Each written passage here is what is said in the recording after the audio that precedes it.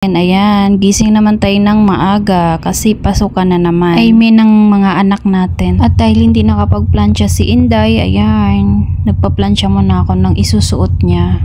Bumangon lang ako, wala akong panuklay. Ginawa kong suklay dyan ay kamay ko lang. Sa paggising ko, didiretso na agad ako niyan magsasaing, magluluto ng ulamin ng anak ko, mag-init ng tubig para sa pampaligo niya. Gusto niya kasi yung may mainit. Nilalagyan ko pala ng oil, baby oil, yung buhok niya kaunti lang kasi mahirap suklayin pag walang baby oil. Tatali na naman ang person. Nagtatanong talaga ako dyan sa kanya kung anong gusto niyang tali kasi may sarili na talagang gusto yung mga ganyang edad eh. Ganon din ba yung mga anak niyo, mga mamis? Lalo na sa mga damit na susuotin niya. Siya na yung namimili ngayon. Itong anak ko ayaw niya ng yung sobrang sexy na damit. Minsan na nga lang magsuot ng dress eh. Yung gusto niyang mga damit yung parang mga malalaki, mga pang baduy-baduy. Yung mga pang Korean style din, gustong-gusto niya yan. Kaya hinahayaan ko na lang siya kasi magagalit naman eh pag sinasaway mo, ganyang suot mo. Pero minsan nakikinig naman, minsan hindi rin. So ayun na nga, tagal ko nakapagtali. Ang haba kasi ng buhok, ang hirap suklayin eh. Ayaw niya kasi pagupitan kahit konti lang. Gusto niya talaga yung mahaba yung hair niya. Kaya sabayan na lang natin ang agos ng kanyang gusto. Charot.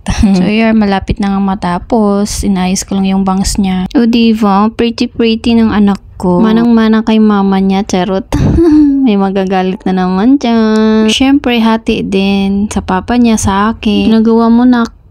At hindi pa nga tapos magplansya. Nakalimutan ko kasing plansyahin yung panyo niya. Kaya ayan, plansya na naman ulit tayo. Gising na pala yung bib ko. Pag makaalis na yung anak ko, minsan matutulog ako. Pero minsan hindi na rin ako matutulog. Ayan, tapos na. Ibibigay ko na sa kanya yung panyo. Sabi niyang init daw. May 30 minutes pa akong pahinga, saglit. Tapos pupunta na naman ako sa tindahan. Ganun lang everyday routine. Thank you guys for watching. Bye bye.